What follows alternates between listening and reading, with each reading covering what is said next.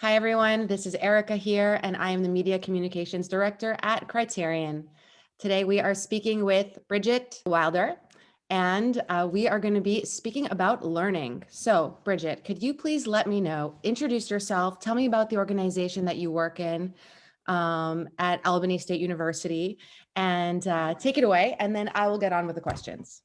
Well, first of all, it is my pleasure to be included in the Future of Work series, and hopefully some of the ideas that I share with everyone will be insightful for them, that they can utilize them in their workforce. But in regards to my role, as you mentioned, I am the Chief Human Resources Officer at the Albany State University in Albany, Georgia.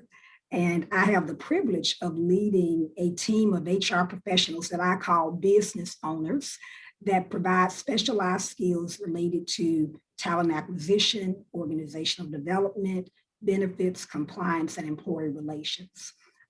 Ultimately, I see my role as a people detective.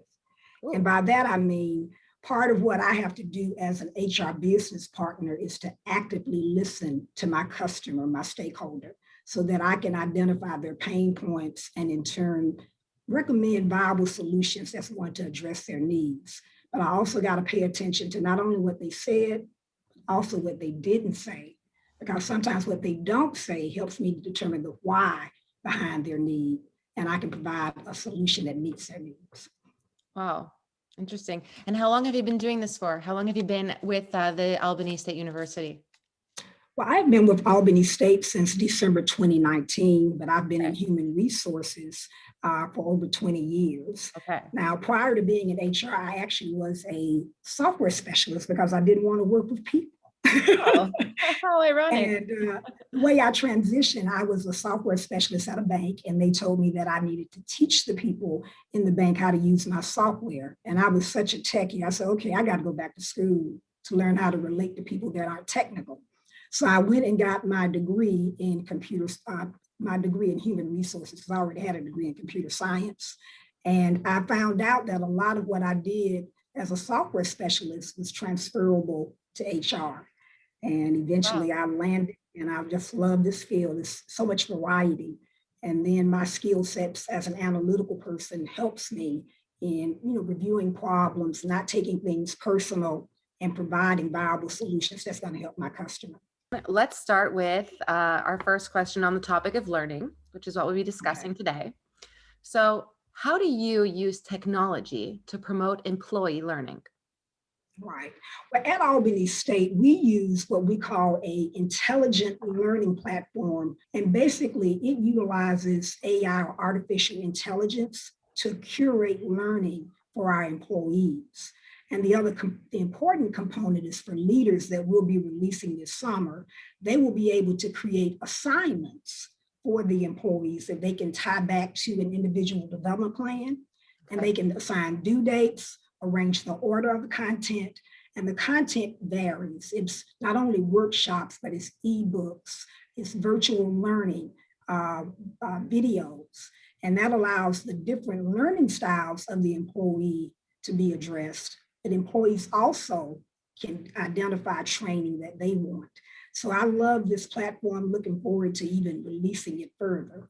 But that's the technology that we utilize to manage learning and to track learning, because it allows us as well to have a visual dashboard that tells the learning activity that your employee has completed. So when you're having your career development discussion, you have a tool that you can reference.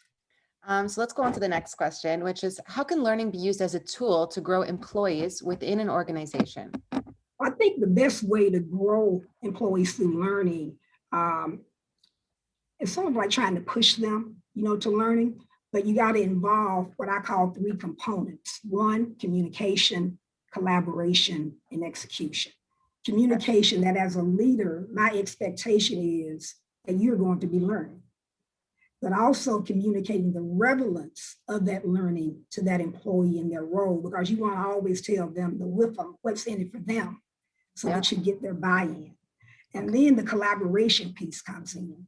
We've talked about my expectation. We've talked about the relevance. Now let's collaborate on creating an individual development plan for you that's going to enhance your skills in your current role, but also upskill you so that you're prepared for your next level role.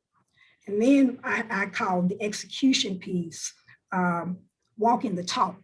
You got an action plan, but now you got to implement it. Yeah. And there are a variety of learning options that we utilize. There were 3 in particular that I wanted to share with you today. One is called Power Hour. And I require employees to pick 1 hour out of a 40-hour work week and dedicate it to learning. And they have to actually put it on their calendar as a recurring activity. So that way it's a priority. And at the end of the week, they have to tell me what they learned. Another thing that they do is what is called WIGs, wildly important goals. And they set their own WIG once a quarter. And when we're having uptime, the employee meeting, I call it uptime because I want them to know it's going to be something that it's a purpose to it.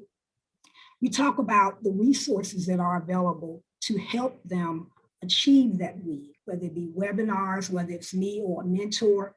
And then I ask them to go back, come back in a week when we have another uptime and talk to me their plan about achieving that WIG. Okay. And they have buy-in because they created the WIG. And then Teach Back Fridays. That's where team members rotate teaching their colleagues every Friday.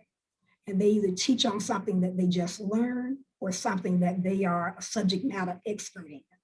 So the benefit of that is that your team members are being cross-trained. You as a teacher are getting to utilize your knowledge, showcase your expertise, and then you're reinforcing that learning. And it's just a win-win as well. And people are cross-trained. I don't like what I call SPOFs, single points of failure. Okay. So people can be cross-trained on the table stakes of your department by the people that actually do it. That's even more wonderful. Very structured and seems very efficient. And I love the fact that you get your employees to actually set their own goals and to set what they're interested in, because it really, you can't, it definitely motivates them more. That's such a great tactic, I find. Right. And the reason for the structure is that I've noticed when you tell people to go about learning, they say, yeah, I want to do that because I want to get to the next level. But the busyness of work and the day-to-day makes them forget about it. Right. And it doesn't become a priority. So I want them to know I take this such seriously that I want them to put it as part of their calendar. And at the beginning of their day, I have a recurring invite for them to plan out their day for what they need to achieve that day. And there's a recurring invite as well for closing out their day. Again, getting them in the habit of planning so that what they plan, what they measure, they will achieve. On that note, let's move on to our third question, which is, how would you recommend using HCM solutions to foster employee learning and growth? Well, I love HCMs, because, especially when they have artificial intelligence. I think of artificial intelligence as technology, because that's really what it is. And when I think of technology, I'm revealing my age. I think about the Bionic Man, because with Bionic Man, he used technology to help him to be better and to accomplish his goals. It was a tool, but he didn't allow AI to take over his HI, meaning his human intelligence, his humanity. So I think that HCMs are great when it comes to learning, but you also got to have that human factor, because we're the ones that have to tie the technology to the innovative learning strategies, which means that we have to be intentional about our learning. Yeah. So if I'm going to get technology, I'm going to tie back that individual development plan to my HCM and how that's going to be used. If I'm trying to upskill, I'm going to tie it back to that. Am I using it to do my succession planning by creating a leadership forum? But everything that you do from a learning perspective should have an intention. Otherwise, you're just doing development for development, and you don't have an ROI out of it. Well, that's very interesting. It's really, I think that your background in software really makes it so much more of a mathematical. I've spoken to many, HR experts, and you have such a different take on it. It's so quantifiable, and it's very interesting. Very interesting.